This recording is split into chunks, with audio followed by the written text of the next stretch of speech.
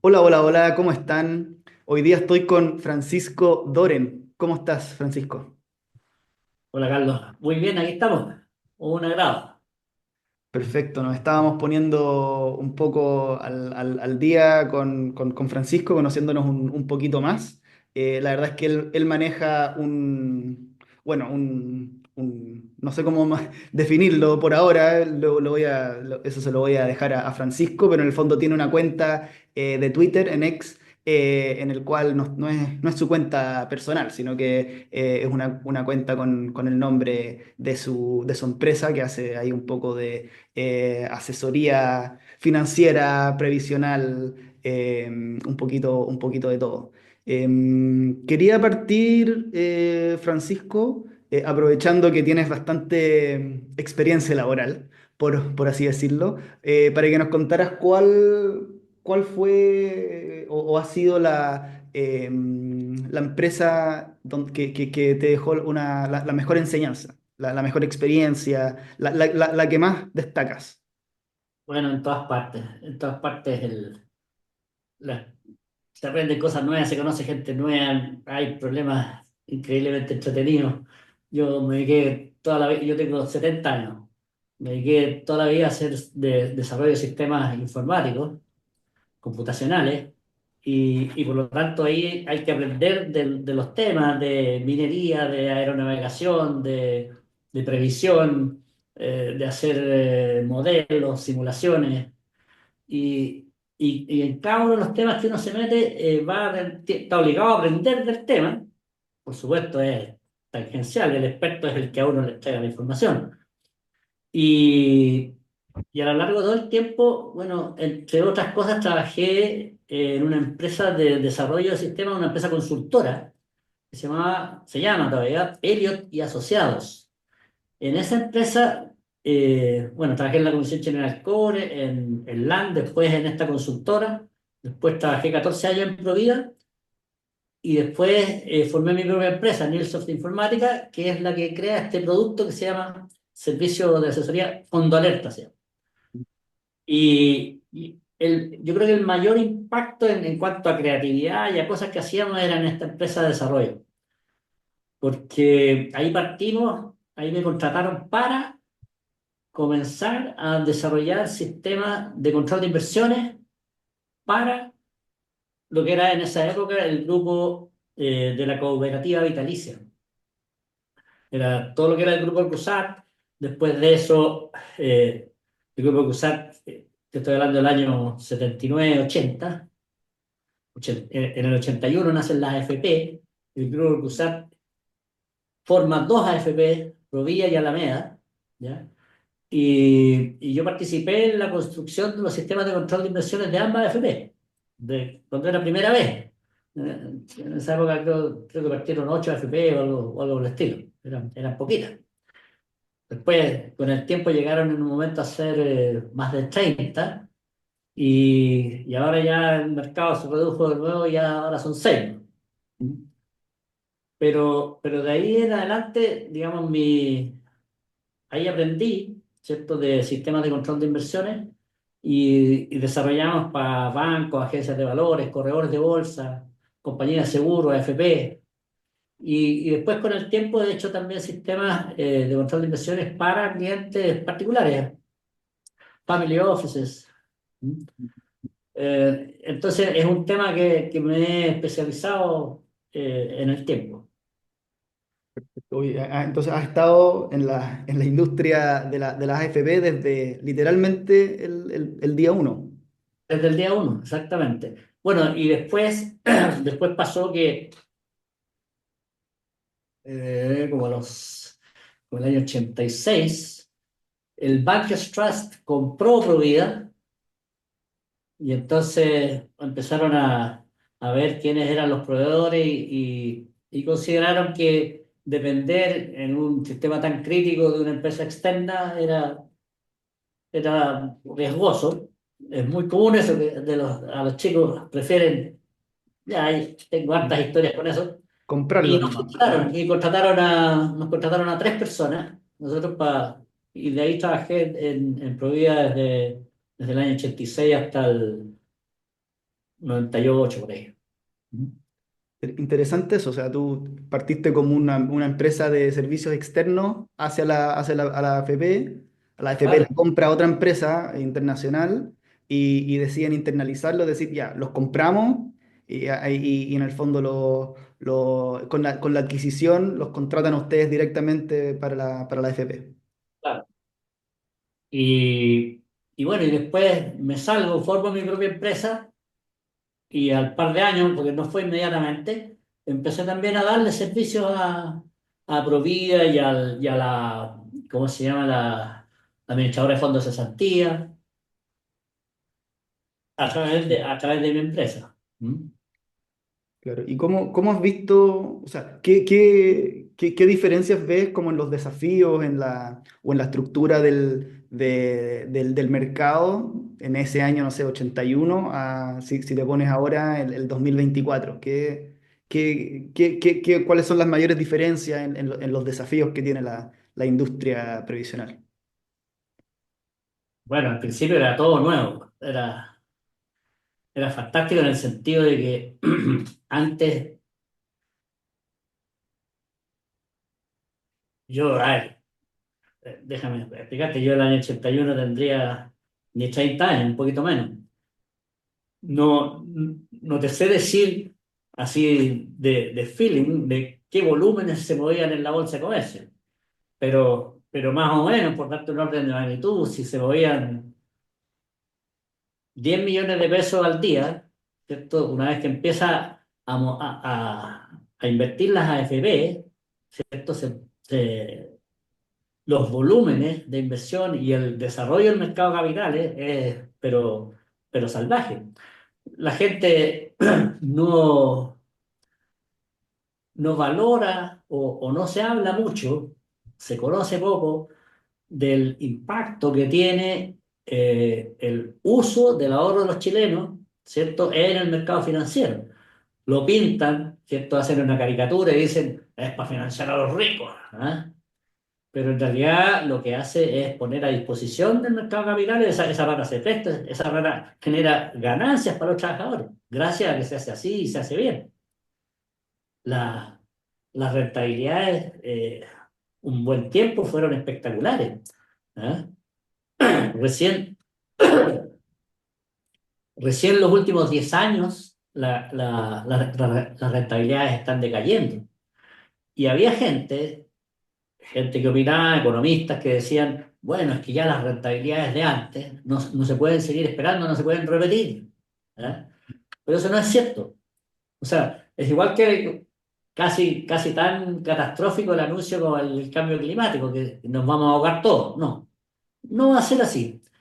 De hecho, en este año, el Standard Poor's creo que va a superar el 35% en el año. ¿Eh? 35% en dólares, si eso lo ponía en pesos chilenos, digáis como a 45, más, casi 50. ¿Eh? Entonces, no es cierto que las rentabilidades de los años pasados se hayan terminado.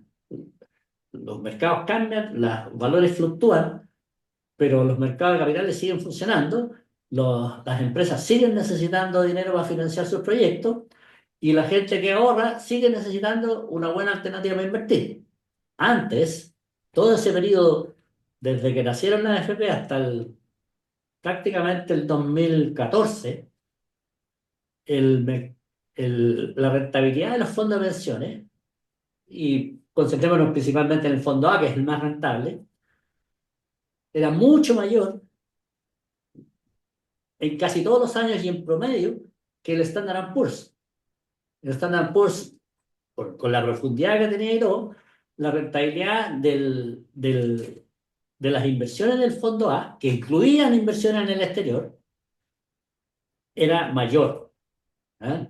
Sin embargo, desde hace 10 años atrás, los últimos 10 años, del 2014 hasta ahora, lo- el mercado local viene en decadencia, como viene todo el país por lo demás. ¿Ya? Y nosotros, los trabajadores, seguimos obligados a estar invirtiendo en Chile. Entonces, ahí hay un tema de revisar los límites de inversión para permitir que por lo menos se deje de perder plata en Chile. La, la, la recomendación obvia hoy día es sacar la plata afuera. Es lo que estamos haciendo nosotros con nuestros clientes. Nosotros, bueno, tú sabes, el servicio Fondalerta partió con recomendación de multifondo, cuestión que hoy día tenemos prohibido hacer.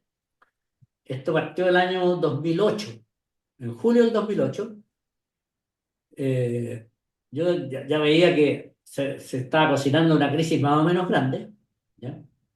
Eh, y bueno, mi criterio siempre ha sido decir, bueno, a ver, tengo que contarte algo previo. Eh, yo siempre he tenido hábitos de ahorro. Y antes de que nacieran las FP, yo ahorraba con cualquier hijo de vecino un depósito a plazo, que era lo más en UF o en pesos, qué sé yo, y lo iba renovando. Pero una vez que nacen las FP, y el 81 nacieron las FP, y el año 88 se creó el instrumento de ahorro voluntario. Ahorro voluntario libre y disponible, a no confundir con el ahorro provisional voluntario, que es para financiar pensión. El ahorro voluntario de libre disponibilidad, yo lo consideré desde el año 88 hasta prácticamente el 2014 el mejor instrumento que podían usar los trabajadores chilenos para meter sus ahorros. Y a partir del 2002, además, tenían la opción de cambiarse de multifondo, al tomar más riesgo, menos riesgo, etcétera, etcétera, hasta el más conservador, que era el fondo E. Bueno, el 2008 yo tenía mi plata en el fondo A, mis ahorros en el fondo A, y empiezo a ver que, bueno, estaba empezando a quedar la escoba y que la crisis internacional nos iba a afectar, y empecé a hablar con mis amigos, con mis parientes, decirle, oye, si están en el fondo A, sálganse, refúgiense en el fondo E, porque tiene esto.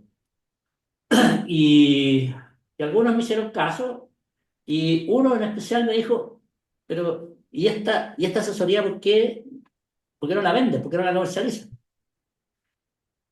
Y recogí el guante y lo empecé a hacer en julio del 2008 tuve mi primer cliente. Partiste con Y un así cliente. empecé. ¿Ah? Partiste con un cliente. Sí, por supuesto, siempre se parte de uno. Perfecto. Y bueno, Buenísimo. y era una asesoría que mandábamos por mail, una recomendación, sin ninguna garantía de que íbamos a estar siempre en lo correcto, pero con la garantía de que yo iba a hacer con mis propios fondos lo que recomendaba en ese momento. Ujú. Y eso, y además, siempre con una política de atender todos los llamados, conversar con las personas, escucharlos. De repente nos equivocamos y te tapan los llamados, porque una vez, antes de lanzarme en el negocio, tuve una conversación con un señor que era presidente de la asociación de AFP. Me dijo, pero tú estás loco, cuando te equivoquís te van a tapar a garabato. Bueno, efectivamente así ocurre. ¿Ah? Y cuando aciertas, que gracias a Dios es la mayor cantidad de veces, nadie te dice mucho, ¿eh? Pero sí se recomienda boca a boca, y así va creciendo el negocio. El, y así es como partió ese negocio. ¿Ya? Después, 3 años después, nació Felices y Forrado, que un poco copió mi negocio, ¿cierto? Tenían hasta un copy-paste del contrato que nosotros teníamos un tiempo, ¿eh? Pero, bueno, la verdad que hicieron un marketing salvaje, pero prometiendo el oro y el moro, y llegaron, según ellos, a tener 200, 300 mil clientes. Bueno, eso, y la otra cosa que hacían es que hacían recomendaciones de cambio cada 15 días. Y entonces eso obviamente afectaba a los mercados, porque hacía comprar y vender las mismas cosas que 2 semanas atrás la había vendido y comprado. ¿Ya? Entonces los afectaba.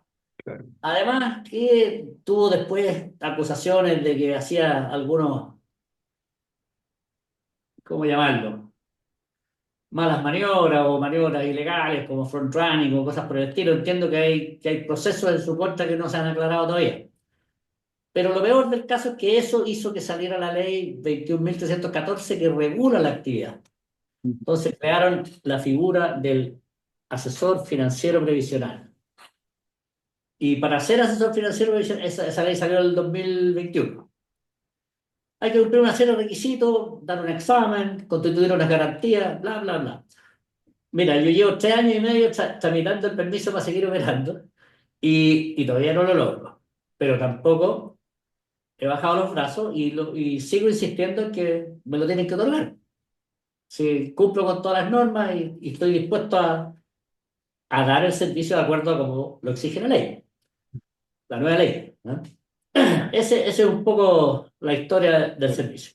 Te Eh, quería, pero me quería detener en un punto que mencionaste hace un rato, que es el 2014, que en el fondo marca los 10 años. ¿Hay algún hito o algún hecho particular que tú puedes identificar que lleve a la baja en la rentabilidad de estos últimos 10 años? sí, claro. El, el problema es político. O sea, el 2014 coincide con el segundo gobierno de Michelle Bachelet, Ujú. ¿ya? Las medidas que ahí se toman, las reformas tributarias, la desechar la idea de una AFP estatal, que era una promesa del programa de gobierno de Michelle Bachelet, que habría sido espectacular porque tiene una AFP estatal, ¿cierto? Manejada por la burocracia y que compita con las mismas reglas del juego que el resto de la AFP habría sido ideal.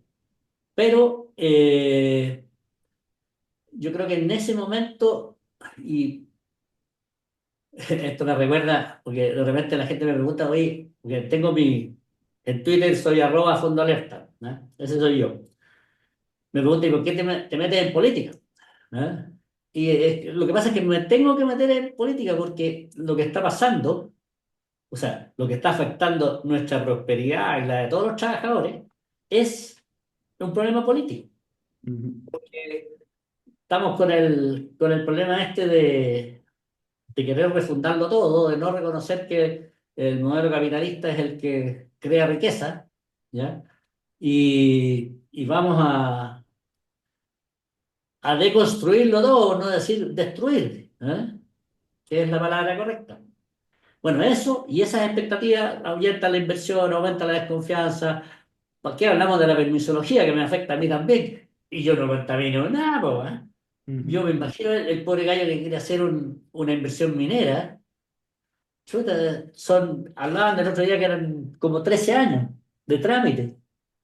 Es una locura. O sea, bueno, en fin, no queda otra que meterse en política y coincide curiosamente, o sea, los datos están ahí. ¿Eh? Ujú. Desde el 2014, los últimos 10 años, el, las rentabilidades de los fondos de pensiones no tienen nada que ver, casi no tienen correlación con los del Standard Poor's, con el mercado de Nueva York. Cosa que antes había correlación positiva, pero además la superaban. O sea, las inversiones de los fondos de pensiones del fondo A eran mejores que el Standard Poor's en promedio. Claro, pero igual, y por eso es que se habla como de década perdida del IPSA. Eso no significa que hacia adelante sea así. O sea, el mismo S&P 500 tiene periodos en que no, en que ha sido como también una década perdida o que sea plano. Entonces, concuerdo con esa mirada tuya de que hacia No, adelante, o pero sea, no tiene 10 años, o sea, yo por lo menos no he visto, a lo mejor sí tú lo has encontrado. Encontrar un periodo de 10 años en que haya sido consistentemente a la baja, o sea, el 2008 fue una escoba grande. Standard Poor's perdió 35%, pero 2009 se recuperó. Pasó lo mismo con el fondo A, fue más explosivo porque cayó 45% real y al año siguiente subió un poco más, el 2009. Le pasó a mucha gente, ¿cierto? A ver, ¿cuál es el criterio general?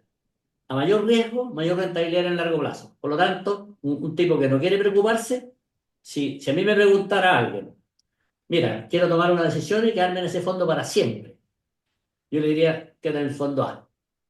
ujú, ¿Por qué? claro. Es lo que yo hago. Yo con 34 años, estoy en el fondo A y pretendo quedarme en el fondo A hasta que me echen, entre comillas, por edad. Porque sé que Bueno, en ese un es otra momento gran tontera. me van a patear al B y después al C y así sucesivamente. Sí, pero eso también es totalmente injusto. Estáis diciéndole a los viejos, o son tontos, o, o, o se van a morir luego. Porque ¿qué es lo que pasa? Mira, los fondos previsionales tienen una rentabilidad durante toda tu vida. Tu vida previsional es desde que empezaste a trabajar hasta que te mueres. Y se divide en vida activa y vida pasiva. O sea, aportaste y empezaste a sacarlo.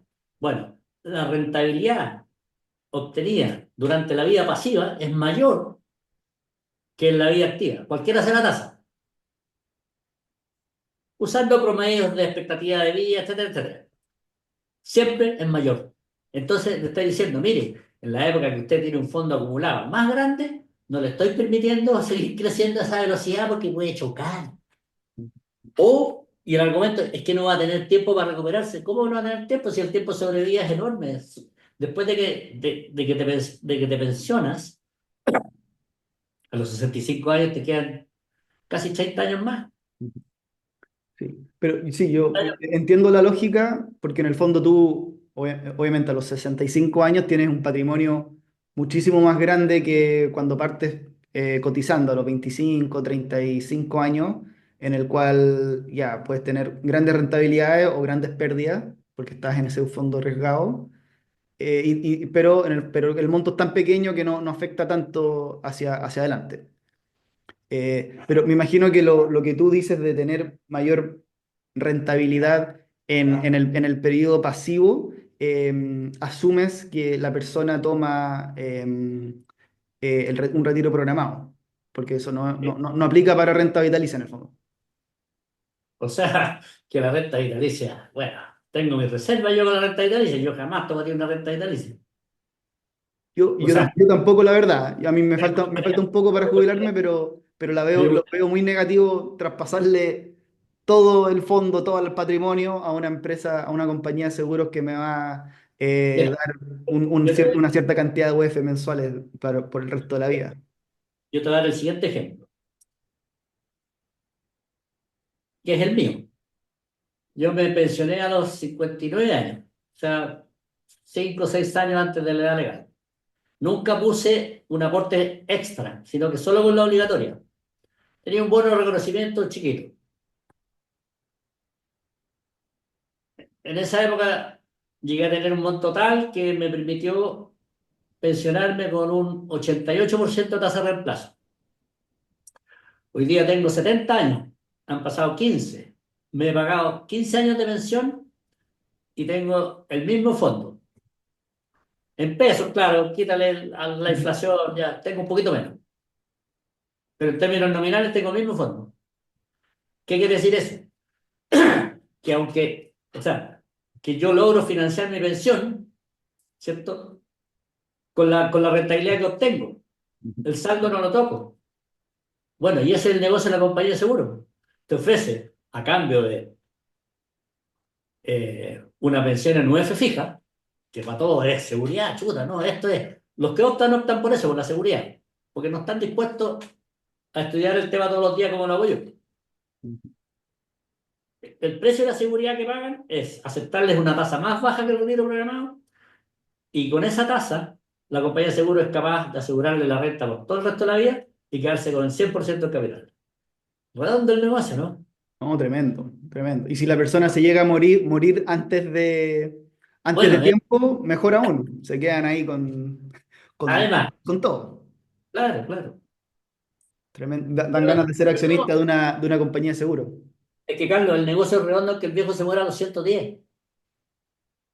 Da lo mismo. Ahora, si tiene la gentileza de morirse antes, fantástico. Sí, pues, sí, Sí, así. claro, sí, te entiendo perfecto, te entiendo perfecto. Súper, me queda súper claro qué es lo que pasa Bueno, en 2014 en adelante. Mi otra pregunta era algo también que mencionaste a la pasada, que es el famoso régimen de inversión. Como que en el fondo comentaste que podríamos acceder a mayores rentabilidades si es que se cambia el régimen de Hay, inversión. hay varias cosas que han ido cambiando, ¿cierto? El 2008, eh, antes del 2008 de la crisis subprime, que todo el mundo perdió plata, o sea, algunos perdimos menos, otros perdieron más. Se decía que el bono del tesoro era la inversión más segura, era lo que llamaban, entre comillas, la inversión libre de riesgo. Entonces tú Ujú. tenías que comparar, muchos proyectos se comparaban con la tasa de inversión del bono del tesoro porque era la inversión libre de riesgo. ¿Te acuerdas? Era la base Lo de tu mínimo que, tasa. porque claro, La ¿para qué tasa de vaya a hacer el proyecto descuento si vaya a partía. sacar tasa del bono del tesoro? Ujú. El bono del tesoro dejó de ser la inversión libre de riesgo, ¿ya? En la crisis subprime. Y ahora, no sé cuántos años después, con el estallido social y con la pandemia, se derribó el otro mito que el fondo es el fondo más seguro. El fondo E, el año 2021, producto del alza de las tasas, por la inflación, por los retiros, por el estallido social, todos elementos que hicieron subir las tasas vertiginosamente en Chile, pasó un fantasma. Vamos a hacer como que no pasó nada. No, así no pasa. Subieron las tasas y el fondo E, el 2021, cayó 16% real. O sea, tú entendís que ahí está la gente que dice, chuta, estoy listo para pensionarme, les venden la pomada que ahí está seguro, y chuta, y el mito se quiebra de un viaje y el costo es 16% para abajo. O sea, algo tenemos que hacer con los límites de inversión. No podemos, si estamos sujetos a que, ¿cierto? De repente las tasas en el país o el mercado local se va a pique al suelo, porque no tiene profundidad el mercado chileno, la bolsa, todos los papeles, lo mueven cinco o seis actores todavía. No tiene nada de profundidad. Bueno, si estamos expuestos a eso, ¿por qué obligamos a que los fondos de los trabajadores tengan que estar en tal porcentaje en el mercado chileno? ¿Por qué obligamos a que las carteras de renta fija tengan un porcentaje alto de inversión en el gobierno? O sea, estáis obligando a que el trabajador le preste plata al gobierno Ujú. y el gobierno de repente, o sea, siempre paga porque hasta aquí ha pagado, pero hay garantía que no va a poder pagar. ¿Por qué? Porque gaste ilimitadamente, porque se endeude ilimitadamente, ¿cierto? Y porque además no tienen ninguna intención de gastar menos. O sea, la cosa va para peor. Y sin embargo, estamos obligando a los trabajadores a invertir en papeles del gobierno. Bueno, algo hay que hacer.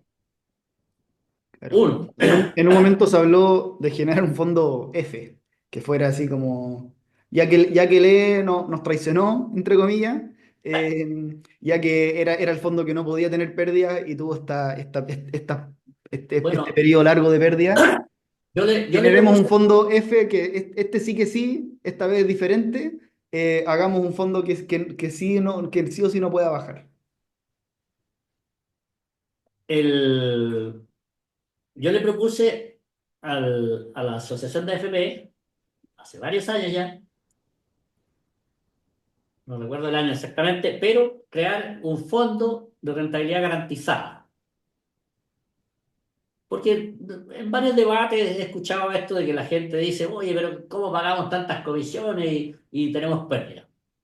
Entonces, la solución para eso decían, bueno, que sea, si no hay rentabilidad, que no haya comisiones. Bueno, pero si pasa eso, les digo yo, lo que tienes que hacer es que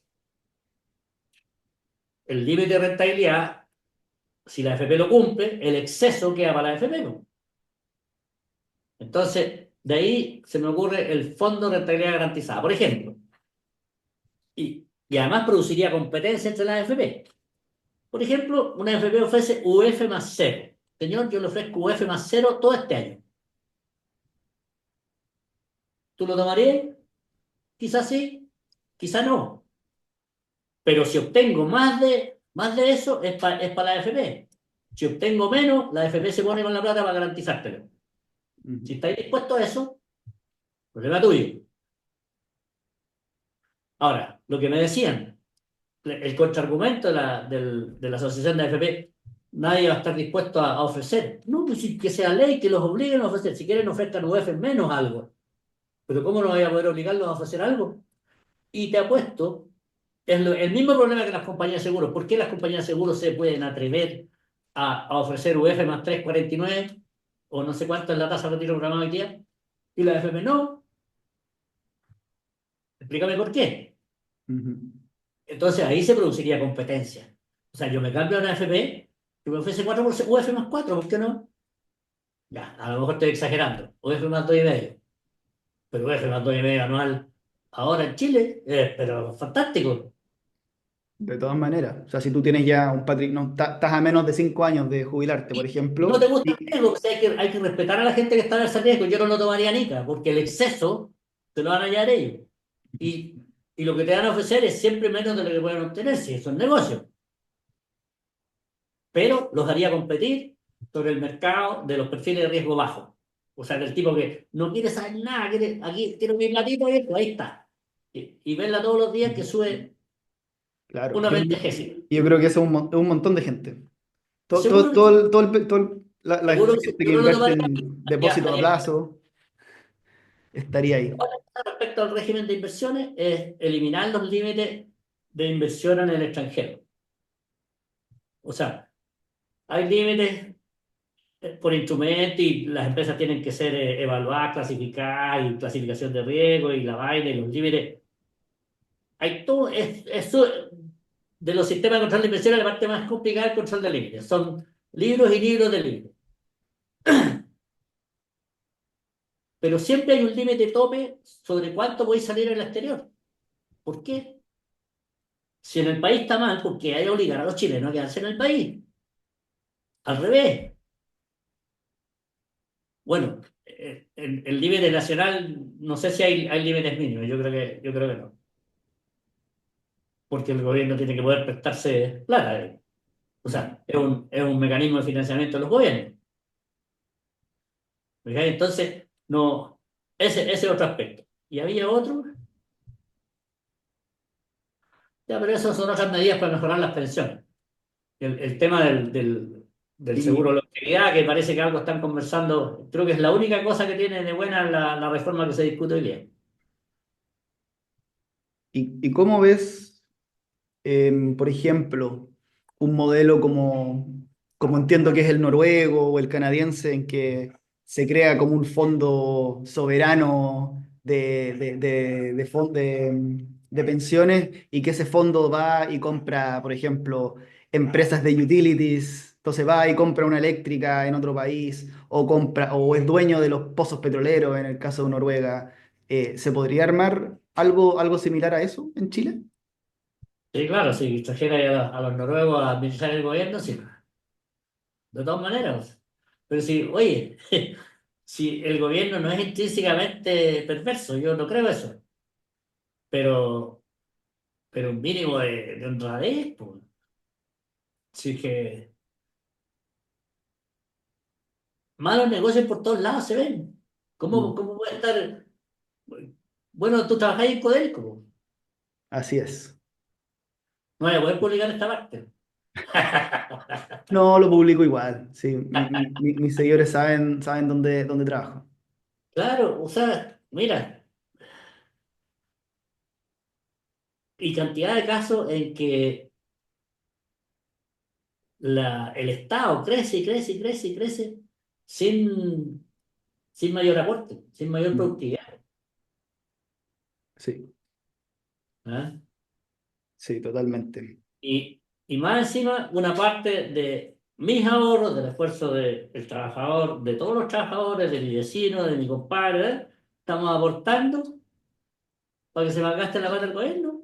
Ujú, Tiene que haber un cambio ahí. No puede haber límites mínimos de inversión en instrumentos estatales. claro, claro, sí, ¿Ah? es un Por lo temazo. tanto, darle salida a esas platas a los mercados internacionales, bien regulados, bien estudiados, lo que tú queráis. No se trata de que vayamos a invertir en el África subsahariana, po. O sea, a lo mejor es mucho riesgo, a lo mejor es un fantástico negocio, pero te quiero decir, hay que evaluarlo súper bien. Ujú.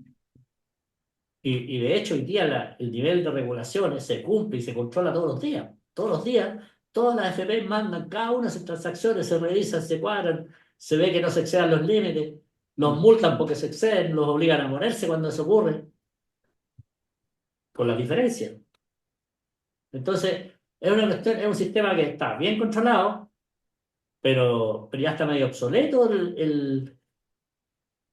¿cómo te dijera? La norma en general está medio obsoleta, no se están cumpliendo los objetivos. Sí, y lo que le interesa para mejorar las pensiones es la rentabilidad. El 75% de la plata con que se financia mi pensión es rentabilidad.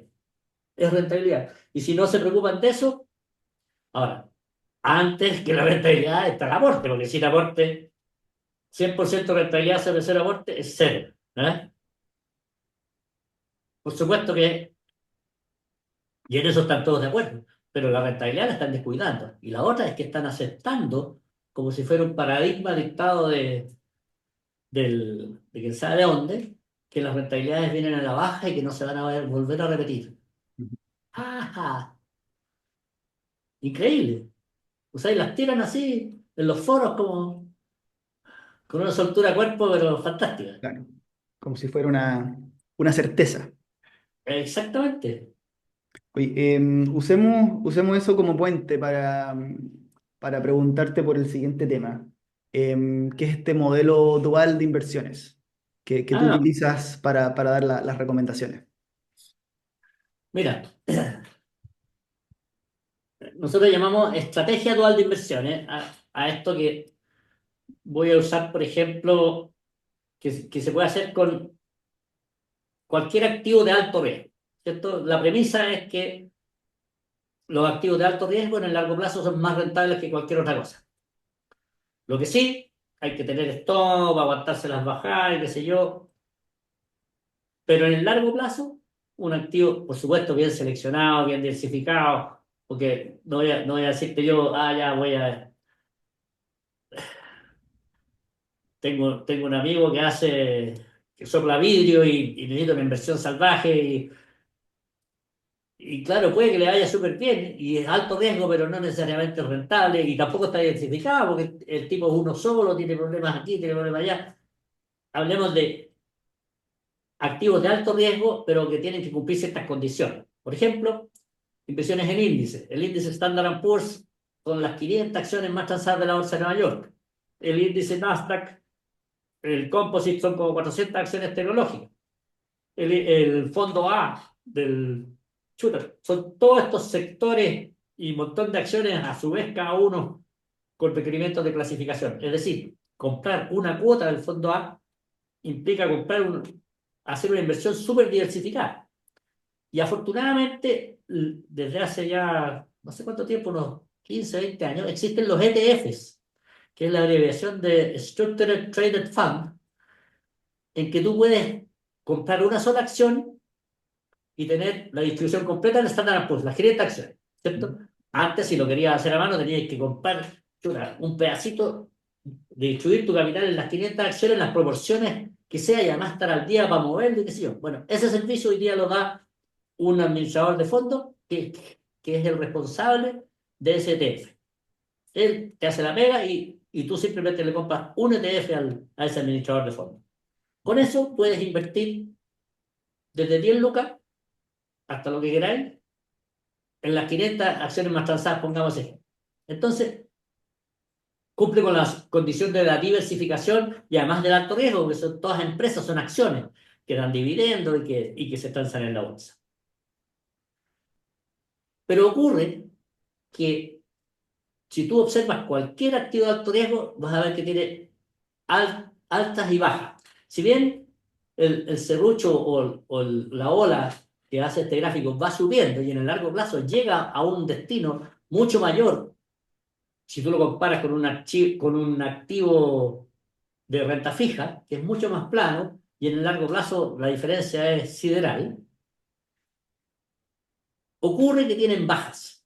Y la premisa del modelo es que esas bajas se pueden predecir, entre comillas, nada se puede predecir así con certeza, pero se puede predecir con una buena probabilidad de acertar, de que la cosa va a seguir bajando, por lo tanto conviene refugiarse durante todo el periodo de la caída.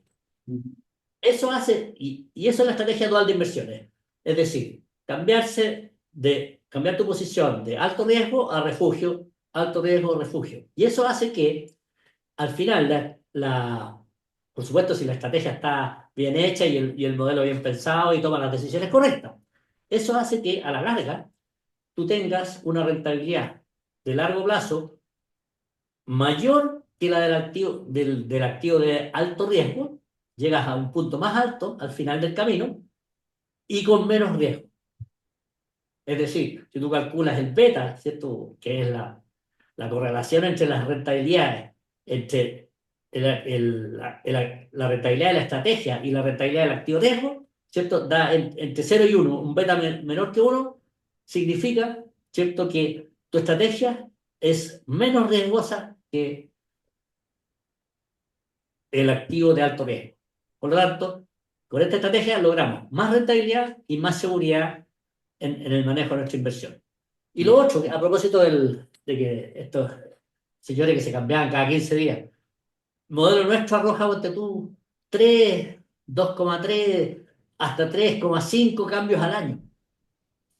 No, cada 15 días es una locura, o sea, estáis jugando. ¿Ya?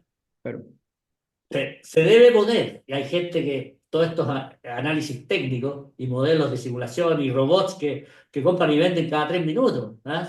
Y quizá ganen plata, no lo sé. ¿Ah?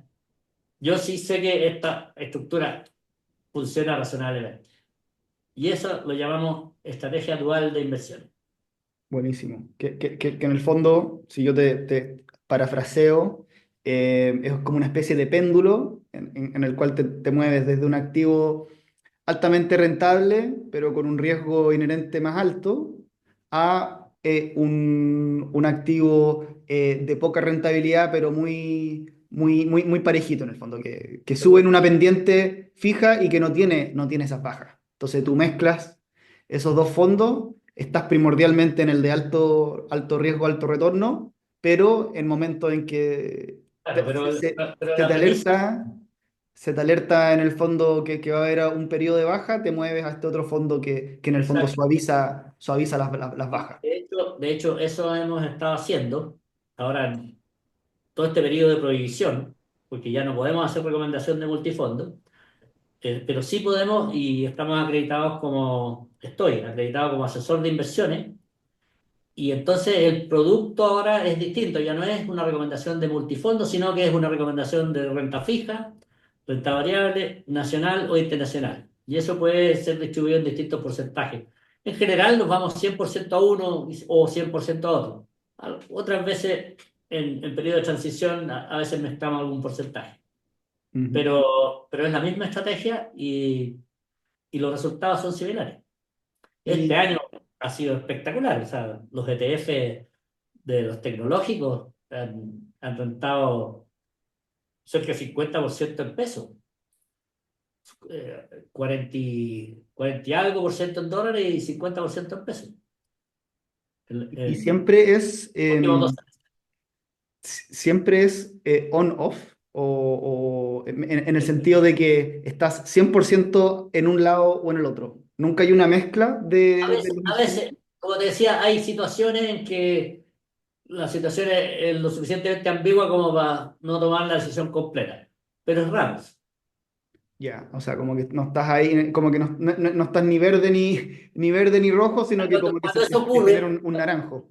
cuando eso ocurre es porque no tenemos suficiente certeza en la certeza.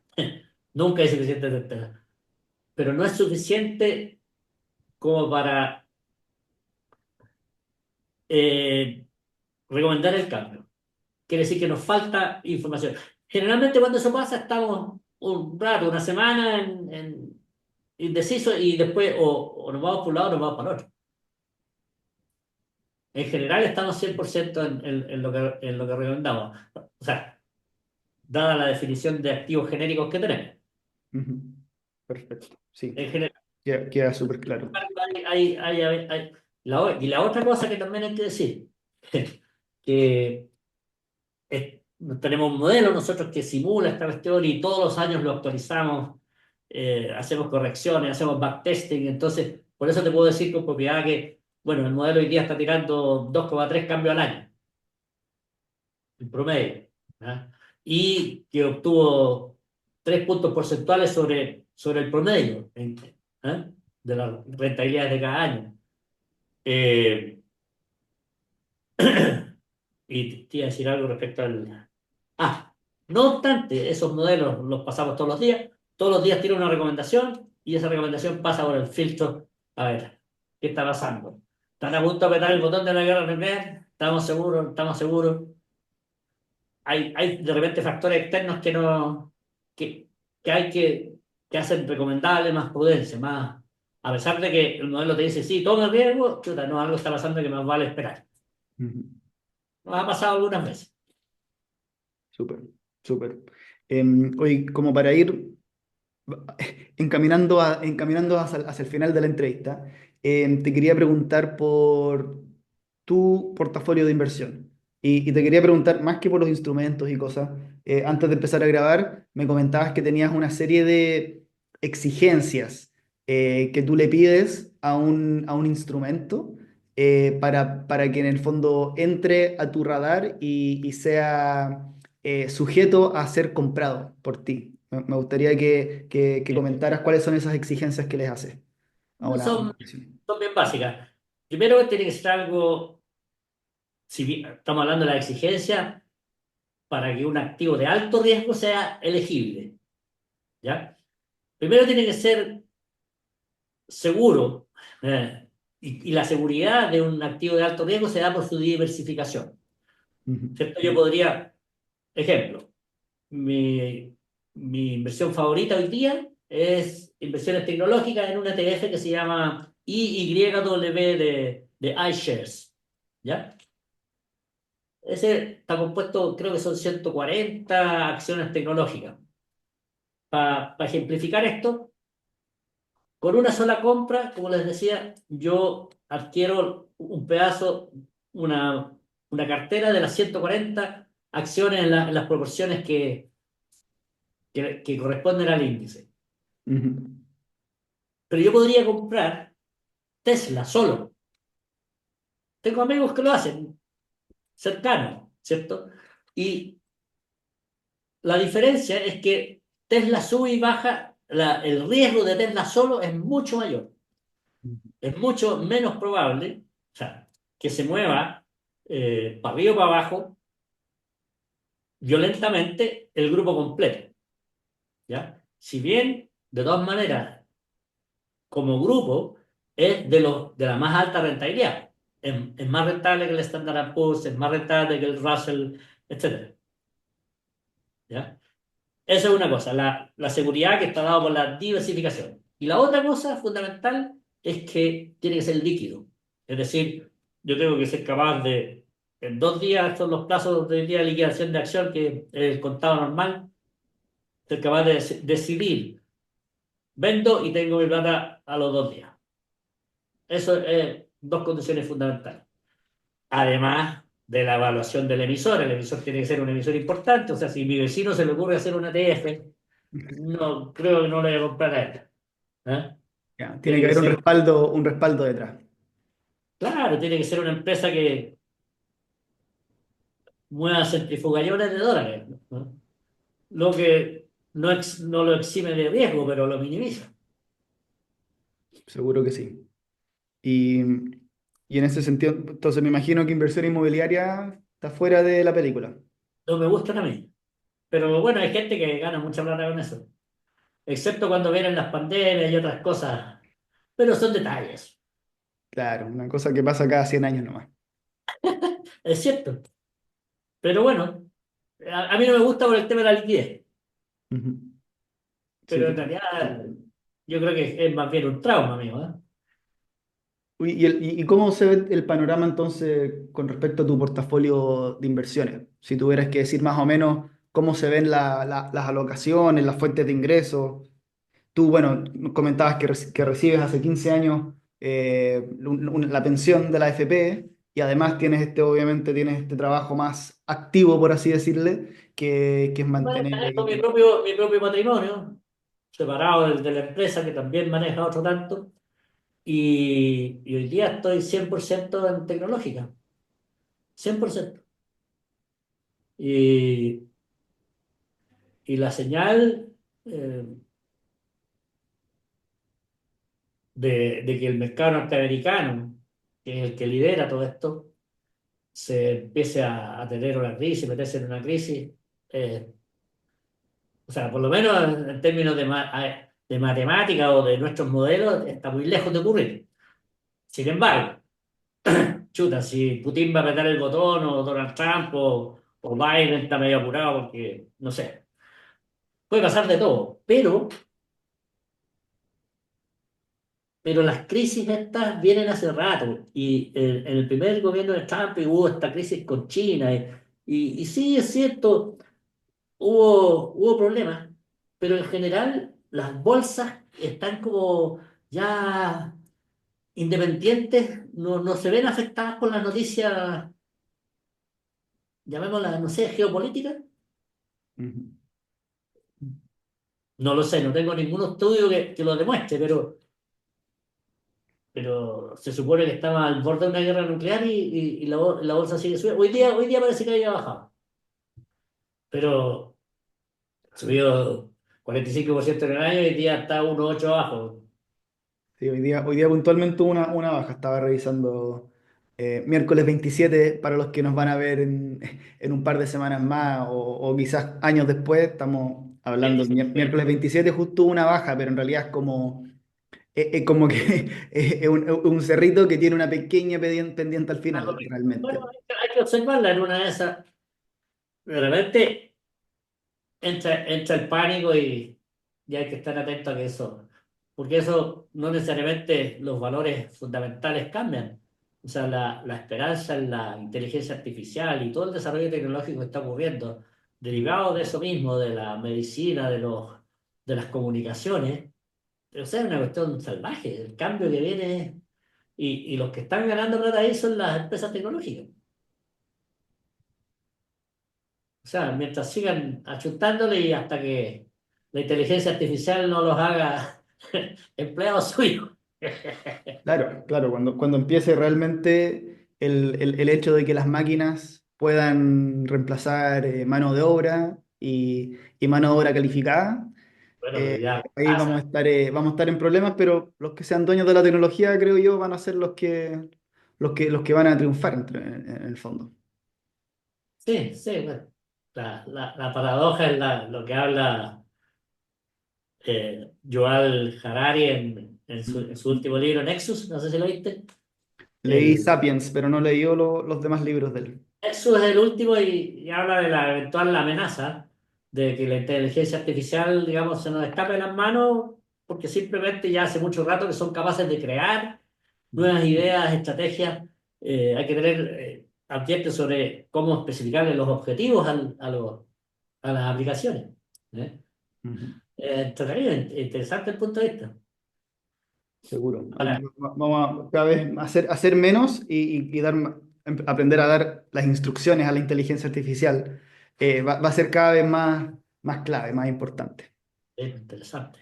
Hoy quería, para cerrar, que nos dejaras con un mensaje final.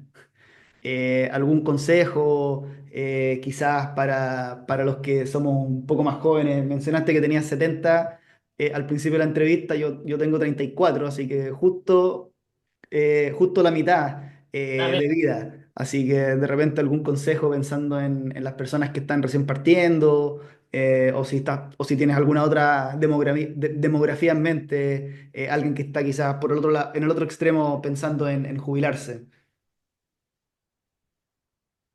no, bueno, el aspecto financiero es súper, súper importante, interesante.